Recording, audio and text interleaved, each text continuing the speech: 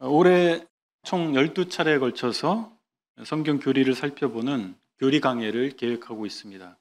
오늘은 두 번째 시간으로 하나님에 대해서 함께 공부하는, 살펴보는 이런 시간을 갖기를 원합니다. 신앙생활을 꽤 하신 분들 중에 의외로 하나님에 대해서 올바른 이해를 갖지 못하는 그런 경우가 있더라고요. 이런 시간에 온전하지는 않을 수 있지만, 충분하지 않을 수 있지만 하나님에 대해서 좀 잘 이해할 수 있는 시간이 되면 좋겠습니다. 하나님과 우리는 수준 차이가 너무나 커요. 우리는 시공의 제한을 받고 살고 있잖아요. 근데 하나님은 우리가 존재하고 있는 이 지구를 비롯한 이 세상을 창조하신 분이세요. 그러니까 그 하나님을 우리가 이해한다라고 하는 것은 어떻게 보면 불가능한 도전일 수 있습니다. 그래서 하나님께서는 당신을 우리에게 알려주세요. 그것을 계시라고 합니다. 그래서 우리가 하나님에 대해서, 또 하나님의 뜻에 대해서, 목적과 계획에 대해서 하나님께서 알려주시는 한도 안에서 알 수가 있습니다. 우리가 하나님을 알기를 원하시기 때문에 당신을 알려주시는 것이죠. 그런데 우리가 생각해 봐야 되는 것은, 알려주신다 할지라도 그 계시를 주시지만 우리가 완벽하게 이해할 수 있을까라고 하는 거예요. 곤충 중에서 흰개미가 있어요. 흰개미가 사실은 개미가 아니랍니다. 바퀴벌레에 속하는 곤충이래요. 네, 개미랑 비슷하게 생겨서 개미라고 칭하긴 하는데, 흰개미가 흰개미 중에서 일개미, 병정개미, 대다수를 차지하는 그 개미들은 이 곁눈이라고, 이게 원래 눈이 있어요. 근데 그게 완전히 거의 퇴화가 돼서 제 기능을 하지 못합니다. 그래서 빛을 감지하지 못해요. 다만 공기의 진동, 냄새, 이런 촉각, 이런 거를 가지고 세상을 인지하고 살아가는 거예요, 흰개미는. 그런데 만약에 흰개미와 여러분들이 의사소통이 가능하다고 가정을 할 때, 여기 찬송가 색깔이 보니까 붉은색이잖아요. 이 붉은색을 흰개미에게 설명해서 납득시킬 수 있겠어요? 빛을 한 번도 본 적이 없어요. 그런 개미에게 이 붉은색이라고 하는 개념은 너무 어려운 거예요. 우리에겐 너무 쉽죠? 붉잖아. 더 이상 설명이 필요 없어요. 붉잖아. 이렇게 하면 되는데, 빛을 보지 못하는 이 흰개미에게는 너무 어려운 이야기예요. 말해줘도 모른다 이 말입니다.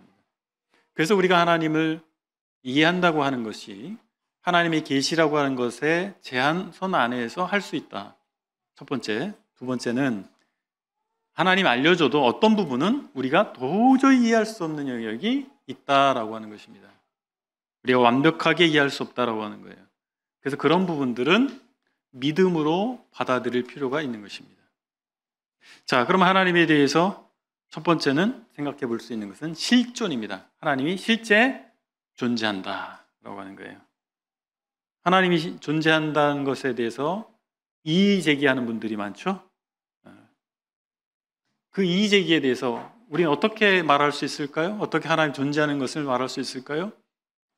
첫 번째는 인과 법칙입니다. 모든 것은 원인이 있죠. 어떤 결과가 있어요? 그러면 원인이 있을 거 아니에요. 아니 땐 굴뚝에 연기가 나겠어요? 우리가 이제 굴뚝을 잘 안 봐가지고, 제가 어렸을 때는 시골에서 나무로 이 아궁이에 불을 떼가지고 밥도 하고 그러셨어요. 그 친구들하고 놀다가 마을에 마을오기에서 딱 들어가면 동네가 보여요. 그럼 어느 집에 굴뚝에서 연기가 나요. 아, 누구네 집 밥 하시는구나. 아니 땐 굴뚝에 연기가 나지 않죠. 불을 뗐으니까 연기가 나잖아요. 그게 인과 법칙이라고 하는 것이죠. 그래서 모든 존재하는, 우리가 살고 있는 이 세상이 존재하는데 최초의 원인이 있을 수밖에 없다라고 하는 것입니다. 최초의 원인자가 계신데 그분은 하나님이시다 라고 하는 것입니다. 천문학자들도 얘기를 합니다. 우주를 연구해 보니까 우주가 원래부터 오랫동안 영원히 있어 온 게 아니고 시작된 때가 있더라. 아무리 조사를 해봐도 시작된 때가 있더라라고 하는 거예요. 그럼 이 우주의 시작에 원인이 있을 거 아니겠어요? 그 원인자가 있을 수밖에 없다라고 하는 것이 하나님을 믿지 않지만 그 우주에 나타나는 현상들 이런 것을 연구한 사람들이 이구동성으로 고백하는 것입니다. 그럼 성경은 뭐라고 말씀하고 있습니까? 이 세상이 하나님에 의해서 창조되었다. 이것이 성경의 선언입니다. 창세기가 그것을 말씀하고 있잖아요. 이런 면에서 동일하게 말씀하고 있다라고 하는 거예요. 성경이 하나님이 원인자시다라고 하는 겁니다. 어떤 시인이 그런 얘기를 했어요. 풀잎 하나의 우주가 있다. 왜 그런 말을 했을까요? 여러분 이제 막 새싹이 막 돋아나잖아요. 풀잎 하나에 어떤 게 있냐면 풀잎에서 무슨 일이 일어나냐면 광합성이라는 게 일어납니다. 햇빛을 받아요. 그 빛 에너지를 화학 에너지로 변환시키고 그 화학 에너지를 통해서 그 에너지를 탄소와 물을 통해서 당을 합성하는 거예요. 당. 탄수화물이라 그러죠. 형제자매님들이 탄수화물과 당을 다른 걸로 이해하시더라고요. 탄소, 수소의 복합물, 화합물이 당이에요. 당. 그게 이제 당이 고분자로 되면 녹말이 되는 것이죠. 그게 어디서 일어나요?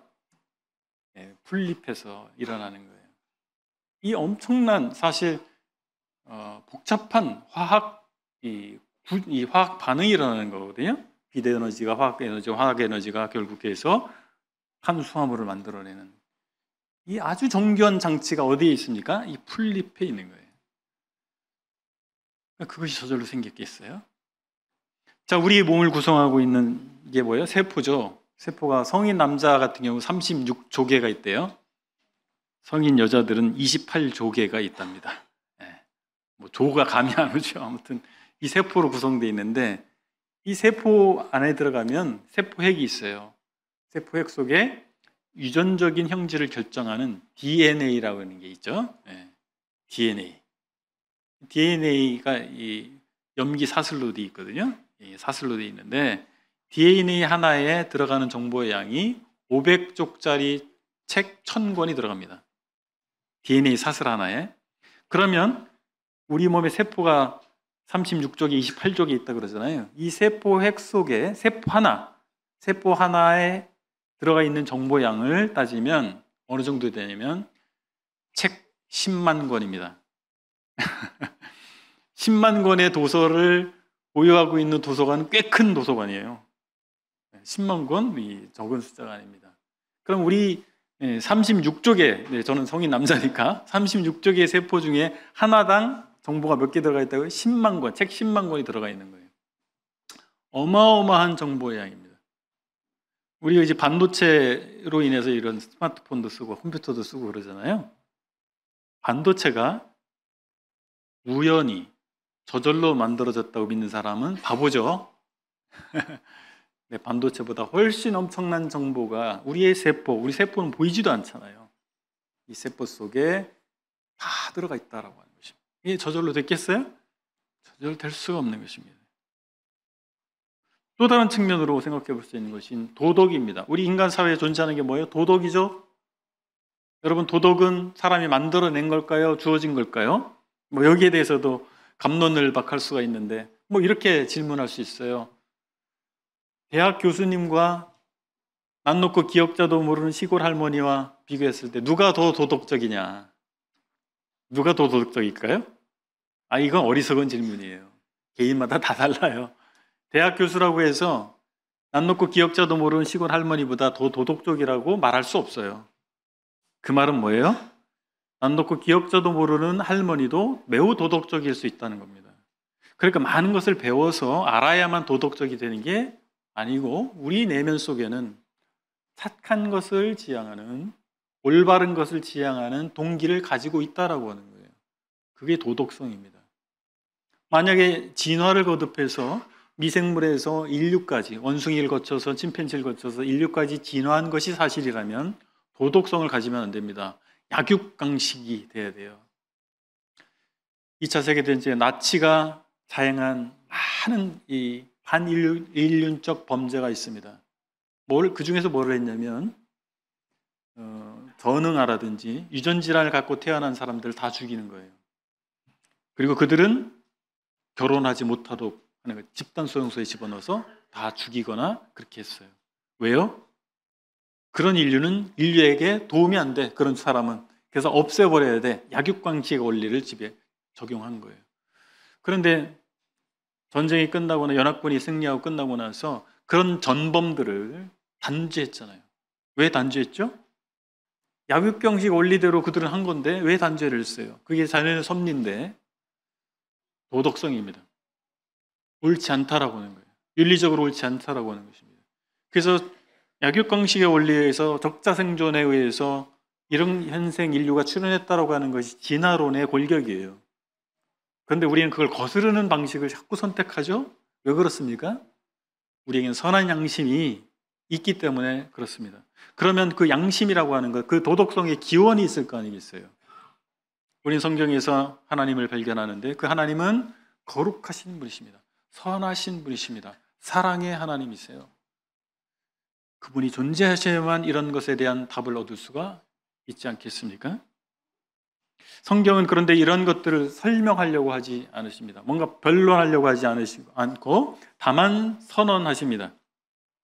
시편 14편 1절에 이렇게 말씀합니다. 어리석은 자는 그 마음에 이르기를 하나님이 없다 하도다. 하나님이 없다고 하는 것은 어리석은 짓이다. 그냥 그렇게 선언하고 마십니다.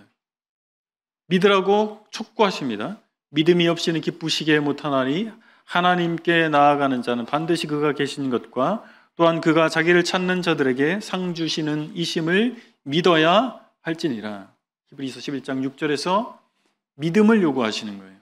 우리를 설득하려고 하지 않으십니다. 해명하려고 하지 아니하시고 믿지 않는 것은, 하나님의 존재를 부정하는 것은 어리석은 것이다. 믿어라, 믿음을 요구하시는 거예요. 인정해라 라고 하는 것입니다. 그럼 우리는 어떻게 하나님을 인식할 수 있을까? 저와 여러분들은 어떻게 하나님을 인식하게 됐을까요? 첫 번째는 성령의 역사하심이에요. 성령께서 지금 역사하고 계시기 때문에 우리가 하나님을 믿을 수 있습니다. 바울은 고린도전서 2장 11절에서 이렇게 말합니다. 사람의 일을 사람 속에 있는 영 외에 누가 알리요? 이와 같이 하나님의 일도 하나님의 영 외에는 아무도 알지 못하느니라. 저도 제가 하나님을 믿게 됐을 때 그런 과정으로 믿게 됐어요. 저는 진화론을 신봉하고 있었던 사람이에요. 제가 대학에서 화학을 전공했거든요. 그래서 내가 믿고 있는, 내가 전공하고 있는 이것이 과학적이고 진화론이 과학이라고 생각했어요. 그래서 하나님 믿는 것은 비과학적이라고 생각을 했었습니다. 그래서 그걸 가지고 변증하고 변론하고 이랬던 사람이었어요. 근데 제가 예수님 믿게 됐을 때 누군가가 그것을 변증해줘서 믿은 것이 아니고 진솔한 자기 체험, 하나님을 만난 체험을 누군가가 얘기해 줬을 때 정말 하나님이 계실 수가 있겠구나.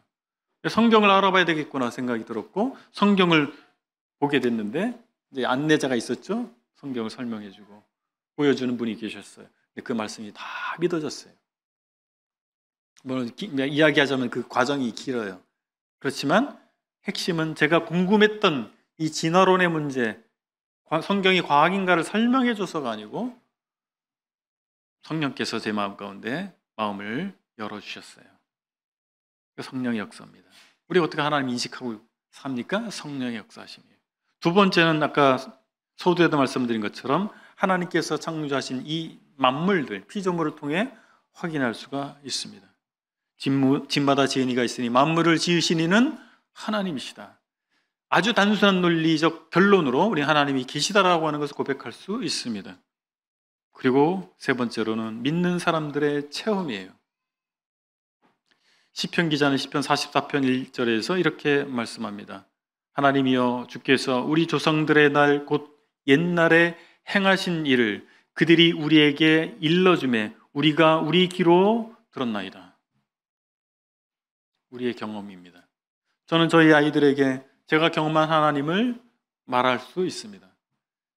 그리고 아이들이 이제 어느 정도 이제 성인이 되니까 그동안 있었던 하나님의 역사심을 말해주고 그들이 또 봤어요.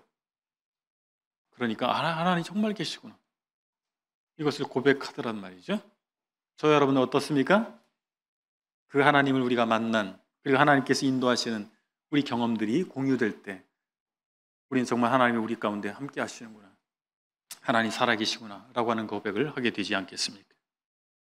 자, 두 번째 생각해 보는 것은 정말 어려운 주제인데 삼위일체 하나님입니다. 초기의 그리스도인들은 하나님에 대한 그들의 경험을 묘사할 때 자연스럽게 삼위일체 하나님으로 묘사를 했습니다. 신약성경 유다서를 보시면 유다가 쓴 서신입니다. 이런 권면이 있습니다. 유다서 1장 21절에 성령으로 기도하며 하나님의 사랑 안에서 자기를 지키며 영생에 이르도록 우리 주 예수 그리스도의 긍휼을 기다리라. 성령 하나님, 성부 하나님, 성자 예수 그리스도 다 나오죠? 정의하기 곤란해요. 아까도 말씀드렸죠? 흰개미에게 붉은색을 어떻게 설명할 수 있겠느냐. 이런 차원입니다. 삼위일체는. 그래서 이거는 우리 이성으로 뭐다라고 결론 내리기가, 개념 정리하기가 너무 어려운 부분이에요. 그래서 이것은 믿음의 영역입니다. 초기 교부들도 이런 부분에 대해서 오해를 많이 했어요. 지금은 이단으로 정죄될 만한 그런 가르침들을 교부들이 했단 말이죠. 그런 잘못된 개념, 삼일체에 대해서 잘못된 가르침 중에 하나가 첫 번째는 삼신론입니다. 하나님을 세 분의 신으로, 세 분으로 이야기하는 거예요. 성부, 성자, 성령 세 분 아니에요? 아니에요, 한 분이에요. 세 인격으로 존재하지만 한 분이에요. 삼신론은 서로 다름만을 강조하면 삼신론이 됩니다. 하나님 세 분이 되는 거예요. 또 하나의 잘못된 가르침은 양태론입니다. 요즘에는 양태론이 훨씬 많습니다. 양태론은 뭐냐면 삼위 하나님이 한 분임을 지나치게 강조하면 양태론이 돼요. 양태론적인 설명 중에 하나가 뭐냐면 물의 3태로 하나님의 삼위일체를 설명하는 거예요. 물의 3태. 얼음, 물, 수증기. 그럴싸하죠? 하나 삼위일체 잘 설명하는 것 같죠? 이게 정말 잘못된 이단적 사상이에요. 혹시 그렇게 설명하신 분들이 있으면 빨리 철회하시기 바랍니다. 왜 문제냐면 H2O 물이라고 하는 것이 똑같아요. 그죠? 얼음도 물이죠. 물도 물이죠. 수증기도 물이죠. 그 성분은 하나도 바뀐 게 아니에요. 그런데 삼위일체 하나는 어떻습니까? 성부와 성자가 달라요. 다른 분이에요. 성자와 성령 다른 분이에요. 성령과 성부 다른 분이에요. 그러니까 양태론은 거기에 문제가 있는 거예요. 우리 주보에 제가 이 삼각형 그림을 실어놨는데 이것이 가장 성경적인 삼위일체의 개념이에요. 성부가 계시죠? 성부도 하나님이에요. 성자 하나님이세요. 성령도 하나님이세요. 하나님은 한 분이세요. 그런데 성부와 성자는 달라요. 성자와 성령도 달라요. 성령과 성부도 달라요. 뭐가 달라요? 인격이 다른 거예요. 그러니까 우리는 저라고 하는 한 사람에게는 인격이 하나죠. 저를 말할 때 저의 인격을 얘기하는 거예요. 그런 우리가 세 인격으로 존재하신 한 분 하나님을 이해할 수가 없어요. 그죠? 이해할 수 없는 거예요. 그냥 하나님은 그렇게 나타난 분이에요. 성경에 다양한 삼일체 증거들이 있습니다. 구약 성경은 신약이 실체라면 구약은 그림자와 같기 때문에 많은 부분에 있어서 구약 성경에는 희미하게 나타나 있어요. 삼일체도 마찬가지입니다. 그런데 창세기 1장 26절에 보면 하나님이 이르시되 우리의 형상을 따라 우리의 모양대로 우리가 사람을 만들고, 하나님 자신에 대해서 뭐라고 얘기하세요? 우리라고 얘기하십니다. 이사야서 6장 8절에 보면 주께서 이르시되 내가 누구를 보내며, 보세요, 내가 누구를 보내며 누가 우리를 위하여 갈고 일꾼이 없다 라고 말씀하시면서 나라고 하는 표현과 우리라는 표현을 병행해서 사용하십니다. 우리죠. 복수로 나타나신 거예요. 그리고 우리가 잘 알고 있는 지상명령, 가장 큰 명령을 하실 때 뭐라고 말씀하십니까? 너희는 가서 모든 민족을 제자로 삼아 아버지와 아들과 성령의 이름으로 침례를 주라는 거예요. 침례를 줄 때 어떻게 주라는 거예요? 삼위일체 하나님의 이름으로 침례를 주라는 거예요. 그리고 바울이 축도할 때 고린도후서 13장 13절에서 이렇게 축도합니다. 주 예수 그리스도의 은혜와 하나님의 사랑과 성령의 교통하심이 너희 우리와 함께 있을지어다. 축도할 때 삼위일체 하나님의 이름으로 축도하잖아요. 그리고 예수님께서 심리받는 장면에서 삼위일체 하나님이 나타나시죠. 마태복음 3장 16절 이하에 보면 예수께서 침례를 받으시고 곧 물에서 올라오실새 하늘이 열리고 하나님의 성령이 비둘기같이 내려 자기 위에 임하심을 보시더니 하늘로부터 소리가 있어 말씀하시되 이는 내 사랑하는 아들이요 내 기뻐하는 자라 하시니라. 그렇죠? 삼위일체 하나님이 한 장소에 나타나셨어요. 사도 요한은 그의 복음서, 사도 요한복음이죠. 요한복음에서 보내신 성부, 보냄을 받은 성자, 성자의 사역을 이어서 역사하실 성령님을 구분해서 알려주고 있습니다. 이 성을 보면 성경은 삼위일체 하나님을 말씀하고 있는 거예요. 다르면서 한 분이신 하나님. 이게 어려운 거죠. 1은 3. 이 간단한 산수잖아요. 1은 3이에요? 우리 산수로는 말이 안 되는 얘기예요. 이성으로는 말이 안 되는 거예요. 그게 하나님의 신비입니다. 하나님께서 아무리 알려줘도 이 붉은색을 우리가 흰개미에게 납득시킬 수 없는 것 같이 우리가 모자라서 하나님의 문제가 아니라 우리가 수준이 너무 낮아서 알 수 없는 영역이에요. 그냥 믿음으로 받아들여야 됩니다. 이어서 하나님의 속성에 대해서 좀 살펴보겠습니다. 하나님 어떤 분이신가? 하나님께서는 세계 안에, 우리가 사는 세계 안에 현존하시면서 그 너머에 또 계세요. 초월에 계신다는 말이죠. 만유 위에 계신 하나님으로 나타나 있습니다. 하나님은 하늘에 계시다 이렇게 말씀하고 계세요. 우리의 어떤 세상을 초월해 계신 분이세요. 그래서 하나님을 이해하기 어려운 것입니다. 우린 시공의 제한 가운데 있잖아요. 하나님은 시공을 창조하신 분이에요. 시간과 공간과 물질을 창조하신 분이세요. 그렇기 때문에 시공의 제한을, 물질의 제한을 받지 않으세요. 그 하나님 어떻게 우리가 이해할 수 있겠어요? 그런데 그 하나님께서 우리로부터 멀리 떠나 계시지 아니하시고, 사도행전에 보면, 사도행 17장에 보면 우리 각 사람에게서 멀리 계시지 아니하도다. 우리 안에 들어와 계신 거예요. 우리 세상 안에 들어와 계십니다. 우리 삶 가운데 들어와 계신 분이세요. 여러분 느껴지십니까? 우리 삶 가운데 하나님 들어와 계신 게 느껴지세요? 평온할 땐 잘 몰라요. 어려움 겪을 때 확 느껴지죠. 그렇다고 계속 어려움을 달라고 할 수도 없고. 그렇습니다. 우리 안에 활동하시는 하나님이세요. 그래서 그런 하나님의 체험을 하면, 하나님의 역사심을 체험을 하면 세상을 따라 갈 수가 없어요. 그 체험이 없으니까, 머리로만 알고 있는 하나님이니까 더 그럴싸한 논리를 제시하면 가버리잖아요. 기독교 신앙은 체험의 신앙입니다. 하나님을 만나는 사건입니다. 그리고 우리 삶 가운데서 하나님이 개입하시고 계시다는 사실을, 우리 삶에 깊숙이 들어와 계시다는 사실을 경험하는 거예요. 그래서 성도의 간증이 필요한 거예요.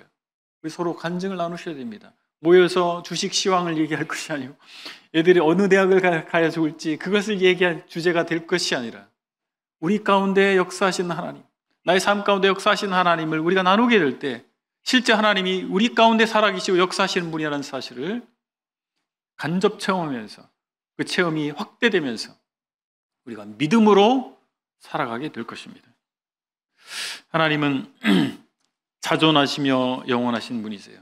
스스로 있는 분이세요. 모든 것은 스스로 있지 않아요. 다 원인이 있어요. 여러분 원인이 누구세요? 여러분 부모님. 그 부모님은 누구가 원인이시요? 그 부모님.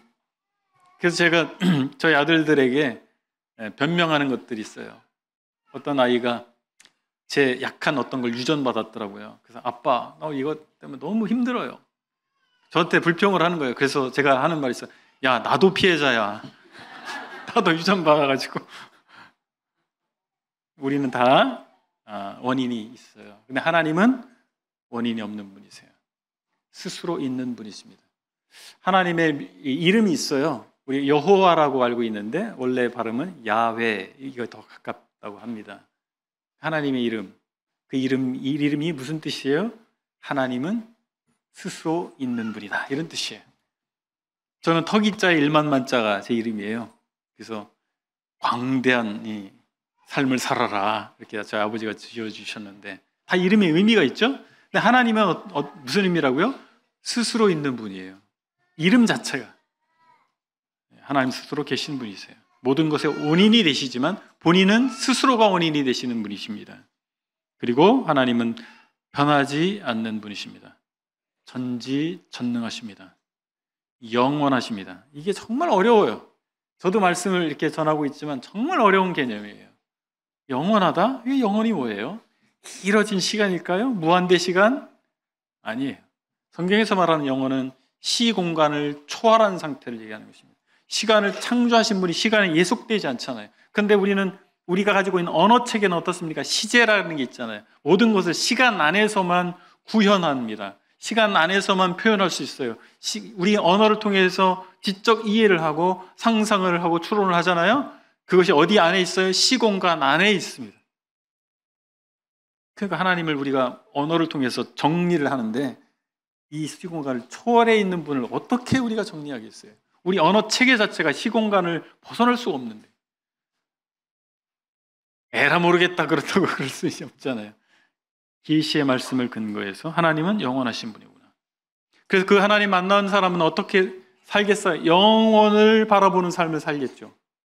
그 영혼이 길어진 시간이 아니라 그랬잖아요. 이 시공을 초월한 영혼을 바라보는 삶을 저와 여러분들 살 수 있지 않겠습니까? 왜 이 한시적인 시공간 안에만 초점을 맞춰서 살겠어요? 어리석은 거죠. 모르는 사람들, 하나님 모르는 사람들 그렇게 살아요. 근데 하나님을 아는, 영원하신 하나님을 아는 우리가 왜 그렇게 살아요? 그들의 영향을 받아서 그래요. 우리가 살고 있는 이 세상의 영향을 받아서 그래요. 그래서 우리는 계속해서 하나님을 바라봐야 됩니다. 영원하신 하나님을 바라봐야 됩니다. 하나님께서 우리에게 주신 축복은 무엇입니까? 영원에 속한 하나님의 나라입니다. 잠깐 손해보면 어때요? 이 세상에서 손해를 길게 봐봐야 70년. 그렇죠? 한 살 때 손해보기 시작해가지고 손해봐봐야 70년이죠?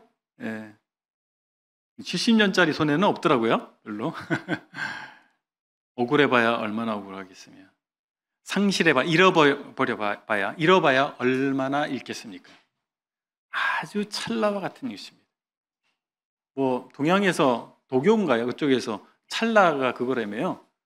뭐 누가 바위에 선녀가 옷자락을 한번 쓱 훑고 지나가는 뭐 그거라고 하는데 우리한 찰나와 같은 삶을 사는 것입니다. 이 세상의 것들은 다 사라지는 것이잖아요.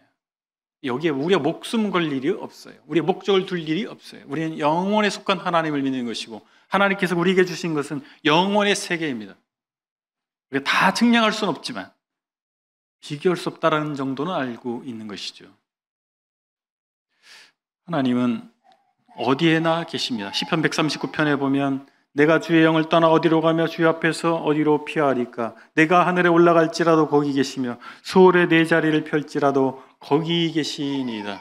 우리가 비행기 타고 아무리 높이 올라가 성층권까지 올라가도 거기에 하나님이 계시고 저 지하를 땅굴을 파가지고 수 킬로미터까지 내려가도 거기에 하나님이 계신 거예요.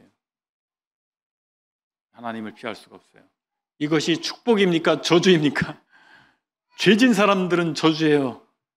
그러나 하나님의 자녀, 하나님의 뜻대로 살기를 원하는 사람들은 더할 나위 없는 위로와 축복입니다. 여러분은 축복으로 다가오십니까? 저주로 다가오십니까? 기쁨으로 다가오십니까? 두려움으로 다가오십니까? 우리 삶의 현주소에 따라 달라지죠. 우리가 억울합니까? 아니면 뭔가 내가 열심히 했는데 누가 알아주지 않아요? 하나님 다 알고 계십니다. 그 자리에 계셔요. 아무도 없는 곳에서 범죄할 때 하나님 그 자리에 계신 거예요. 그래서 저는 그래요. 우리 삶의 투명성이라고 하는 것은 이러한 하나님에 대한 온전한 이해를 할 때 가능하다라고 생각합니다. 뭐 감출 것이 있고 뭐 부끄러운 것이 있겠어요. 그날에 가면 다 알려질 것이고 이미 하나님 다 알고 계십니다. 하나님은 시공을 초월해 계시기 때문에 동시에 모든 것을 아십니다. 왜? 우리에겐 동시죠. 근데 하나님에게는 시간을 벗어나 계세요. 우리에게 과거도 하나님께는 현재, 우리 현재도 하나님께는 현재요. 우리의 미래도 하나님께는 현재예요. 왜? 시간을 벗어나 계시기 때문에. 이해할 수는 없지만 하나님이 동시에 모든 것을 아실 수 있는 이유가 거기에 있습니다. 하나님은 영이시다. 요한복음 4장 24절에 사도 요한은 얘기합니다. 하나님은 영이시니 예배하는 자가 영과 진리로 예배할지니라. 이것을 매우 도교적인 개념으로 접근하시는 분들이 있어요. 영 하면 뭐 어떤 생각이 들어요? 귀신. 근데 이 성경의 구약과 신약의 이 영이란 표현이 어떤 의미였는가를 생각해 볼 필요가 있습니다. 구약에는 루아흐, 히브리어로, 신약에는 푸뉴마. 이 말이 의미하는 직접적 의미는 수음을 얘기합니다. 수음, 바람을 얘기해요. 하나님께서 사람을 흙을 빚어 사람을 만드시고 그에 생기를 불어넣으셔서 생명이 되게 하심. 수음은 무엇을 얘기합니까? 생명의 근원을 얘기하는 것입니다. 그래서 하나님 영이시다. 이 말은 하나님은 생명의 근원이시다라고 하는 거예요. 생명을 보여줄 수 있어요? 생명을 보여줘봐. 생명이라고 하는 게 어떻게 객관적 실체로 보여줄 수 있는 걸까요? 아니에요. 근데 생명이 존재하죠? 근데 생명은 능력이 있습니다. 땅에 씨를 뿌리면 어떻습니까? 자라잖아요. 싹이 나고 자라서 열매 맺습니다. 생명은 가식으로 보여줄 수 없어요. 그런데 영향이 있는 거예요. 능력이 있는 것입니다. 하나님께서 우리를 살려주신 거잖아요. 죽어있던 우리를 하나님께서 구원하신 거예요. 왜? 생명을 주신 거예요. 그 생명 현상에 나타나죠. 그래서 구원 받았는지 안 받았는지 그 사람에게 생명 현상이 있는지 없는지 보면 돼요. 구원 받았다고 말은 하는데 생명 현상이 나타나지 않아요. 가짜죠. 그리고 하나님은 지적, 감성적, 의지적 존재십니다. 생각하시고 느끼시고 결정하시는 분이세요.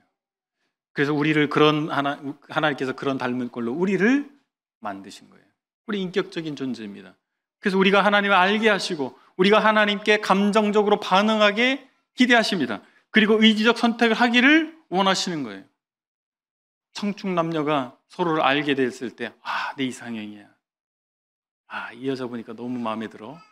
이 남자 보니까 하나님이 나에게 보내신 사람 같아. 그럼 어떤 마음이 들죠? 이 도파민이 막 나와가지고 제정신이 아닌 상태가 되는 거예요.